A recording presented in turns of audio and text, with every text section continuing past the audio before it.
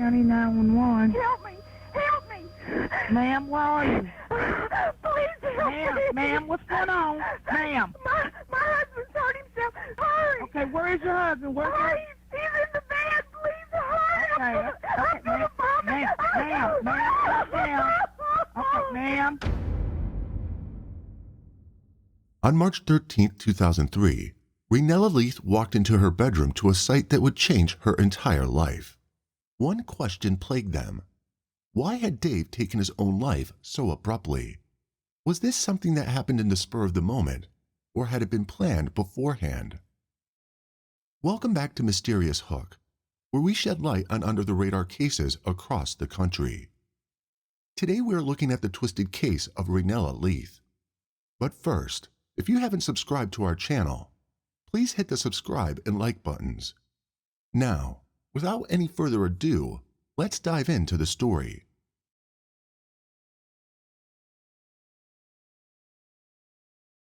Knoxville is the county seat of Knox County, Tennessee, also known as Marble City. With a population of just under 200,000, Knoxville has an easy southern suburban atmosphere with tight-knit communities. But despite its small-town vibe, Knoxville has a higher crime rate than most American cities of the same size.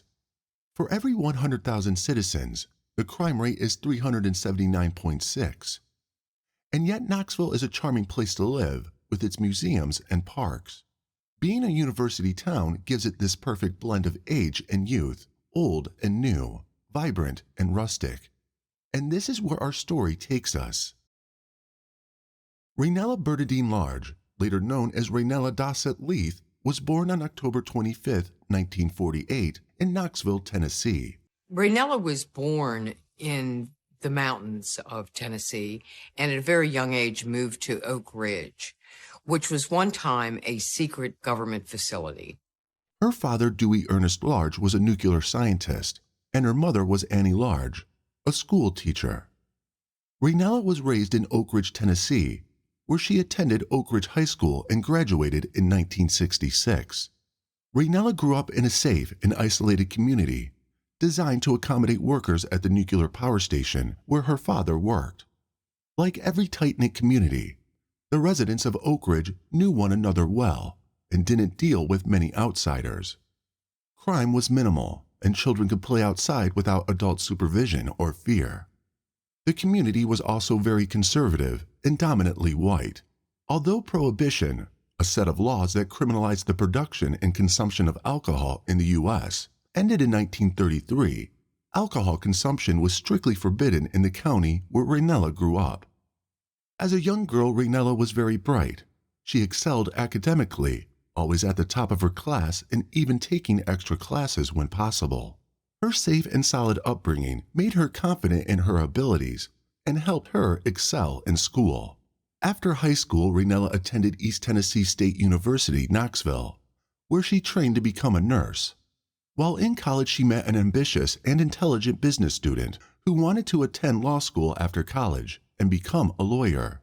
Edward Dossett, also known as Ed by his friends and family, was a soft-spoken man with a friendly but handsome face. She and Ed had met at East Tennessee State College. They were in undergraduate school together there. When he met the beautiful, dark-haired Raynella, it was love at first sight. Before long, he had asked for Raynella's hand in marriage, and she said yes. Ed Dossett was a good old Tennessee boy, raised out in a rural area. In 1970, Raynella and Ed got married and moved to Knoxville, just outside Raynella's hometown. Ed's family had a dilapidated but large farm in Knoxville. With the help of an architect, Ed rebuilt the farm so he and Raynella could settle down and start their own family. After Raynella graduated from college, she started working as a nurse in a hospital in Knoxville. Raynella was working at the hospital as a charge nurse. She was a very respected professional in the field. By 1972, Ed had completed law school and began a career as a proud country lawyer. In 1982, the Attorney General for Knox County retired, and Ed decided to run for the office. Ed brought his usual determination and enthusiasm into the campaign, and his efforts were rewarded when he got elected into the Attorney General's office. Raynella was an important and visible part of his campaign. She spoke up for her husband and was very strong and assertive in her defense of his abilities. And people listened to Raynella. She was one of those people that just had a presence when she walked into a room. You couldn't ignore her. By 1978, Raynella gave birth to their first child, Maggie Dossett. And on July 18, 1983, their second child was born, a boy named Eddie. In 1985, Raynella gave birth to the couple's third child, a beautiful baby girl named Kate. When Ed served as the Attorney General, he had a secretary named Kay. Kay and her husband Steve were good friends of the Dossetts, and both couples often hung out together. But with the arrival of their child, increased pressure from Ed's job and Kay's first pregnancy, which made her resign from her secretary job, the four of them began to spend less time with each other, or at least two of them did. The other two, Ed and his former secretary Kay, continued seeing each other because they were having a secret affair. As an elected public servant in a conservative county, having an affair was perhaps one of the worst things Ed could do to ruin his career. But Kay, unhappy in her marriage with Steve, was in love with Ed. And as for Ed, one of the few things keeping him married to his wife was that leaving her would hurt his political ambitions. He was not exactly experiencing marital bliss. Almost everyone who knew Raynella and Ed knew that Raynella was not the easiest person to be with.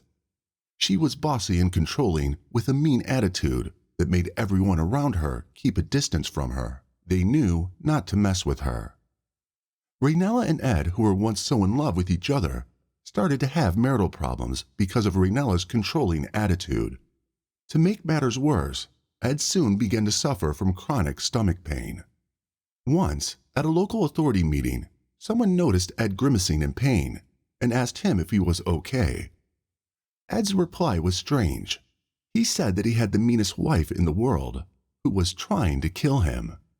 By October 1991, Ed's stomach pain had gotten so bad that he was admitted to the hospital. Shockingly, after a series of tests, the doctors informed him that there was a cancerous tumor in his small intestine and liver, which had spread to other organs in his abdomen as well. Raynella took this news in stride, but for some reason she felt the need to hide Ed's illness from the rest of the world. Ed's diagnosis meant that he was dying already, and if word got out, he would have to resign from his job, losing his income. Perhaps Raynella felt that by hiding the illness, Ed could continue working and beat the cancer somehow. But Ed only got worse. In March 1992, Ed's cousin Elizabeth traveled 500 miles from Illinois to come and see him. Ed, desperate to have his family around him, had written to her. When Elizabeth arrived at the Dossett home, she was shocked at the welcome, or lack of it, that she got from Raynella.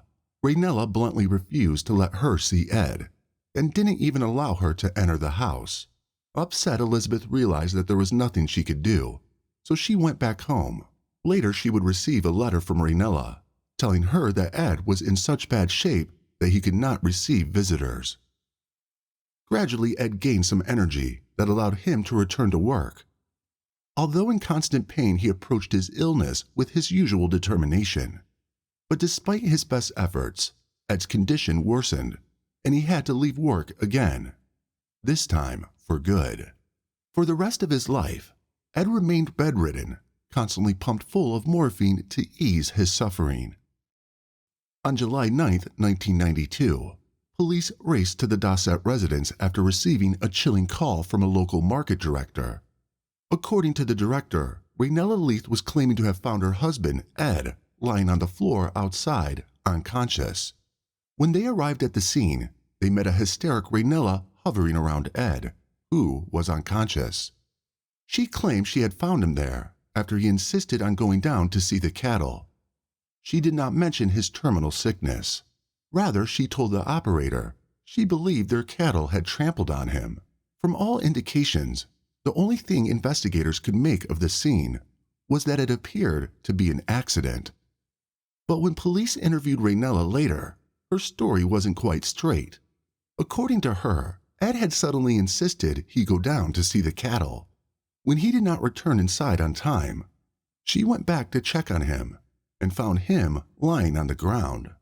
She believed something must have set the cattle off because they were scrambling out of their pen. Even though she did not find a pulse when she checked for one, she immediately began CPR on him. Raynella then claimed that she tried to call 911 on her cell phone, but didn't get any response. So she ran back into the house to call the local hospital, but realized she couldn't remember the number. Police found this strange because Raynella had worked at the same hospital for years as the director of nursing. But since she had not been working for quite some time, they believed it might be possible that she had forgotten the number. She then called the director of a local market and asked him to call an ambulance. An ambulance did arrive soon after, so Raynella's story seemed accurate. When the ambulance reached the hospital, 44-year-old Ed Dossett was pronounced dead on arrival. The police launched an investigation into his death because they suspected foul play, but they ultimately agreed with Raynella's story and ruled the cause of his death as an agricultural accident.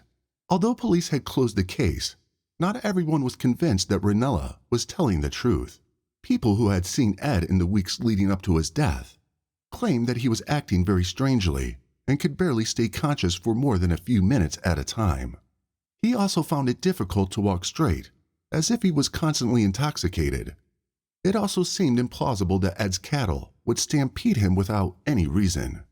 Then again, autopsy reports showed that Ed had bruises, internal injuries, and hoof prints on his body, suggesting cattle had indeed trampled him.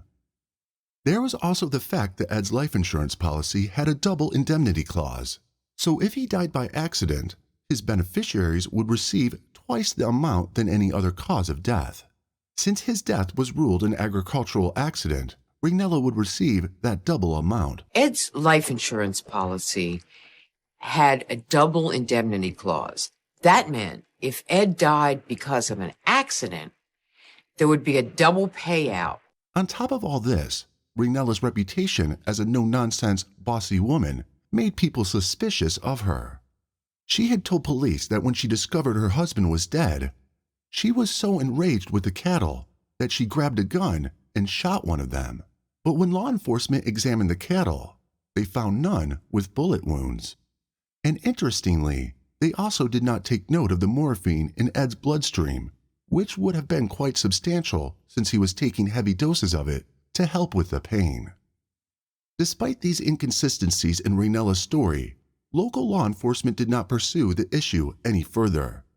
They also considered the possibility that he might have orchestrated the entire thing, just so his wife and kids could have more money when he died, since he knew he didn't have much time left anyway. Ed's funeral was another strike against Raynella, as she decided to bury him on the farm, rather than where his family said Ed had wanted to be buried. During the funeral, Raynella appeared too serene for someone who had just lost her husband and the father of her children. Some even said she was cheerful, moving from guest to guest as though it were a regular party and not a funeral.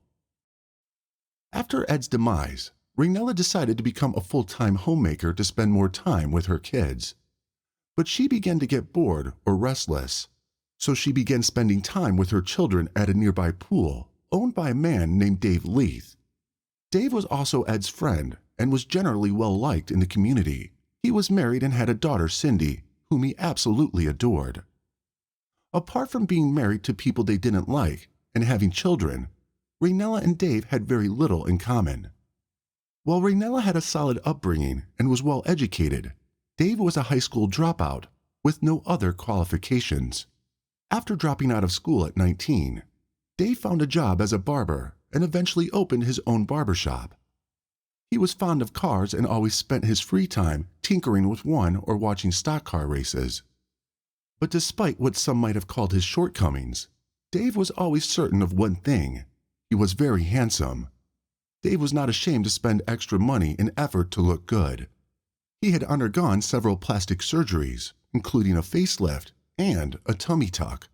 And to an extent his efforts did pay off, because he was considered an attractive man by many. Unfortunately, Dave had an accident that subtracted from his beauty, at least by his standards. One day while chopping wood, he got a splinter in his left eye. To mask this defect, he took to wearing sunglasses to cover his eyes and never looking directly at people when he wasn't wearing the shades. The more time Raynella spent at Dave's swimming pool, the closer they got. Before long, they had begun having an affair. When Dave's wife found out, she immediately filed for divorce. But Dave didn't care. He was head over heels in love with Raynella. Little did he know that his love affair would be the biggest mistake he would ever make. In January 1993, 6 months after Ed died, Raynella married her boyfriend Dave. Like 6 months after he died, that Dave and Raynella got married. In a tight-knit community like Knoxville, marrying your husband's friend so soon after his death was scandalous. A lot of people may look at that and say, wow, 6 months, that's a short amount of time. But the gossip soon died down, as Dave and Raynella often walked around town, hand in hand, laughing and beaming at each other. They appeared to be genuinely in love with each other, and they were for a while. But just like her previous marriage, Raynella soon began to express her bossy nature with Dave, and this affected Dave quite negatively. For example, Cindy, Dave's only child, once found Dave sitting in his pickup truck, sobbing. When she asked him what the matter was, he said he and Raynella had a fight, but it was nothing to worry about. In 1994, Ed and Raynella's last child, Eddie, died tragically in an accident.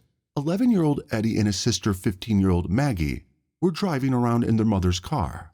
Maggie had a provisional license, which meant that she could only drive when someone else with a proper license was in the car with her. On that fateful day, Maggie was driving unsupervised with Eddie in the passenger seat, when Maggie lost control of the car and hit an oncoming vehicle. Eddie wasn't wearing a seatbelt then, and on impact, he was ejected out through the passenger side and died.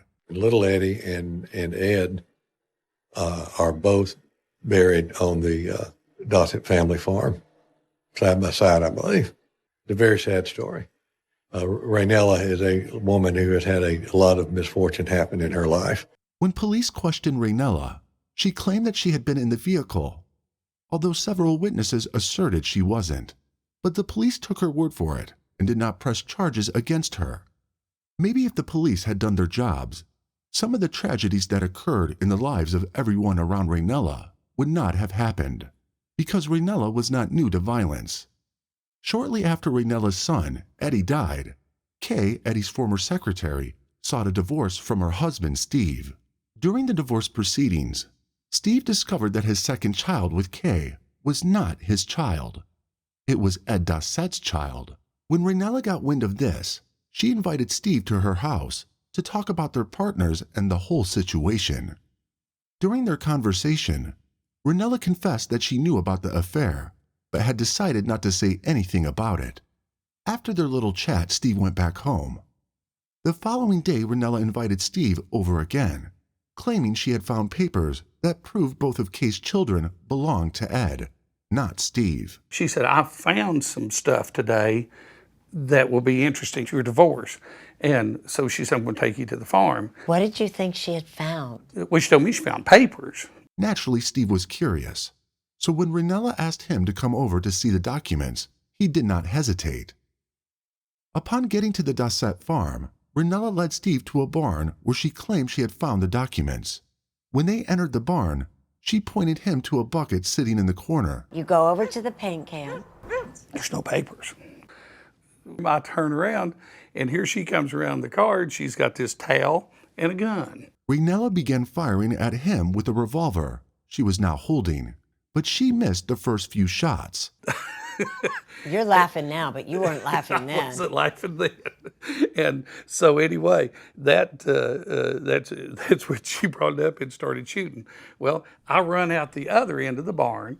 When you were running, what was going through your mind? You're absolutely running for your life. There's no doubt in my mind. If she hadn't run out of bullets, I'd be dead. Steve managed to escape the farm and immediately reported to the police. But Raynella, anticipating this, had called the police first. In a panicked voice, she narrated how Steve had come to her house with a gun, threatening to kill her. She knew this would make the police restrict Steve from seeing his children, which had been her plan all along. She wanted to take custody of the boy that Kate and Ed had together, but her story did not make sense, so she was charged with attempted murder and granted bail for $10,000. Her attorney tried unsuccessfully to get the charges dropped, but in January 1996, a grand jury indicted her. 2 weeks before she was set to face trial for attempted murder, Raynella went for a plea bargain. Pleading guilty to assault, in exchange, the attempted murder charge was dropped and wiped from her record, and she got 6 years of probation and 100 days of community service. Meanwhile, Raynella continued to exercise more and more control over Dave. Dave changed his will and made Raynella the sole beneficiary of his estate after his death. Not even his beloved daughter Cindy or her son Dave's grandson would get a dime after he had passed away. He also ensured his mother's home would pass to Raynella after she died. In January of 2000, Dave began to suffer from some medical conditions, including hallucinations, high cholesterol, and even had a stroke once. Raynella immediately took charge of everything, forbidding everyone from seeing Dave. Not even his daughter Cindy was allowed to see him. However, Dave recovered from his illness and was discharged from the hospital, but he was forced to retire from his barbershop, as he could not leave home for long periods. Alongside his many illnesses, Dave began to suffer from short-term memory loss and early-onset dementia. During one of his visits to a neurologist, he mentioned that he felt his wife was trying to kill him. He could faintly remember her pressing a pillow to his face. It sounded eerily similar to what Ed had said about his wife just a few months before he passed away, but his neurologist brushed it aside as one of his hallucinations. Meanwhile, Dave's mother was also diagnosed with ovarian cancer and had to be admitted to the hospital. On March 13, 2003, Raynella visited Dave's mother in the hospital. While there, she suddenly called Cindy, asking if she had seen Dave.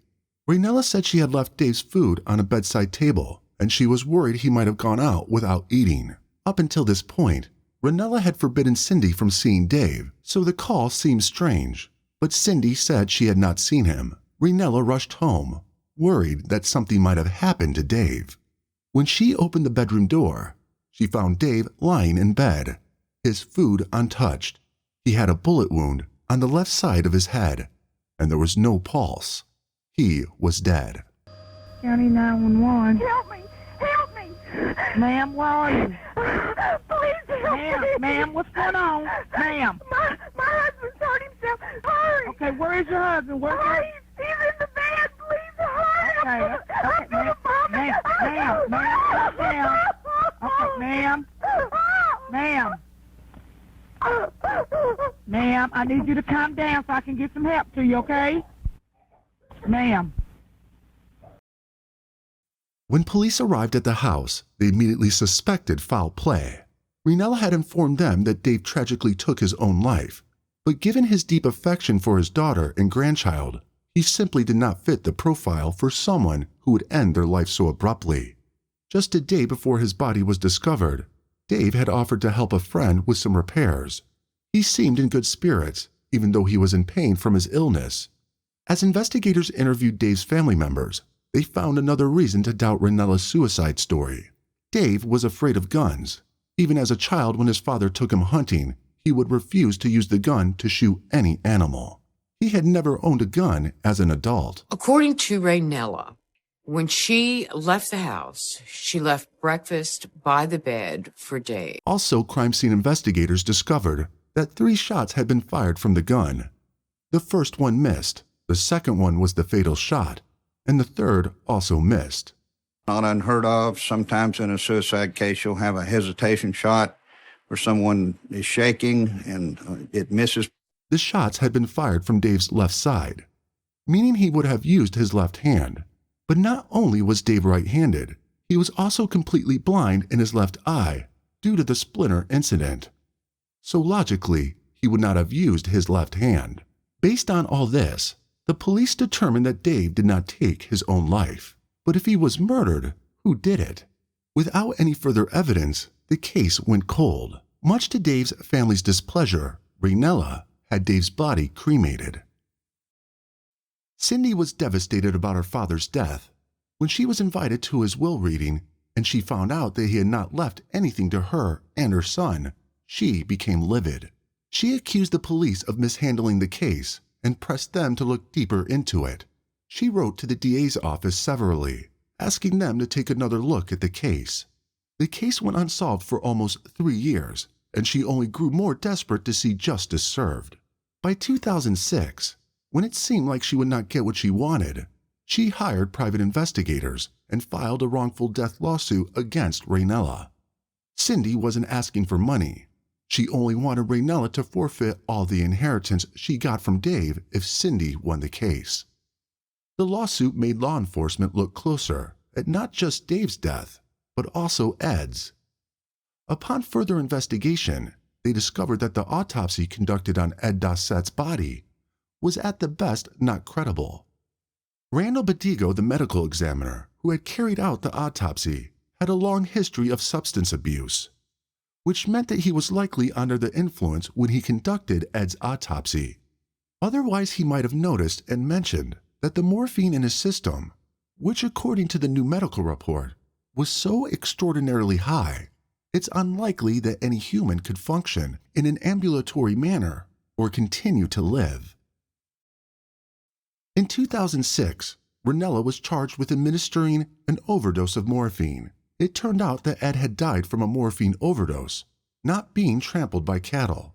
Investigators also discovered that before Dave's death, she had secretly gone to a funeral home to make an upfront payment for Dave's cremation. With this new information, the police were ready to make their next move. In November 2008, Raynella was charged with the first-degree murder of Dave Leath.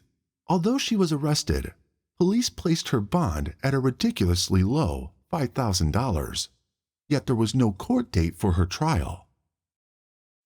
In September 2007, Raynella entered a not guilty plea to the charge of Dave's murder, but she would not go on trial until March 2009. But the jury could not reach a unanimous verdict, resulting in a mistrial. It did not matter that of the 12 jurors, only one voted for not guilty, while the others believed she was guilty. She would go on trial again in 2010. This time, ballistic experts testified that the bullet that had killed Dave was fired from 12 to 14 inches away, which was too wide a distance for someone who allegedly committed suicide. If I were to lie in bed and I were to aim at my head and pull the trigger and miss high and create this. Yes. And then if I fell and my hand squeezed again, it would be consistent with this direction. Not just with the direction, but also with the distance. Also, no fingerprints were found on the gun, suggesting that whoever fired the gun had the opportunity to wipe it.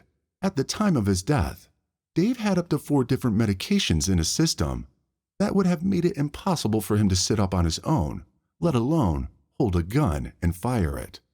The prosecution maintained that Raynella had killed Dave. She set it up to look like a suicide, then went to the hospital to visit his mother, where she was sure CCTV would provide her with a solid alibi. On January 25, 2010, the jury returned with a verdict after deliberating for 2 days. They found Raynella Leath guilty of first-degree murder of Dave Leath, and she was given a life sentence. The prosecution dropped all charges related to Ed's case afterward. In early 2011, a court ruled that Dave's last will was invalid because his illness implied that he was not of sound body and mind. Raynella had to give up half of everything she had inherited under the will. Raynella's lawyers tried to appeal the case, but they were unsuccessful. They tried again in 2013, but it was denied. By 2015, Raynella's new defense team argued that Dave's illnesses made him susceptible to depression and mood swings, which could have made him so depressed that he would take his own life. Also, they argued that the judge in the previous trial had been under the influence of drugs because of his addiction to narcotics. In January 2017, Raynella went on trial for the 3rd time. This time, the defense established the prosecution's case was circumstantial at best, and that there was every likelihood that Dave had taken his own life. Raynella was acquitted. In short, the state has failed to meet their burden. The defendant's motion for judgment of acquittal is granted. The defendant, Raynella Leath, is not guilty. The case against Raynella Leath is dismissed. We may never know why, but although Raynella Leath was dragged to the judicial system several times, she always came out on top, unscathed, and her victims were left to nurse their wounds privately. As long as she has lived in the quiet little community in Knoxville, nobody dares to question her or cross paths with her. Now, once again, Raynella Leath is free to resume her normal life as a mistress of a prosperous farm. Ed's family members will never know the true cause of his death. Cindy Leath may never get the justice she desperately needs for her father. As for the questions, we might never get answers. Do you think Raynella killed Ed Dossett and Dave Leath? Do you think the justice system failed in its duties in this case? Share your thoughts in the comments section. If there is a case you would like us to cover, don't hesitate to share your suggestion. For more captivating true crime stories, like, share, and subscribe to our channel.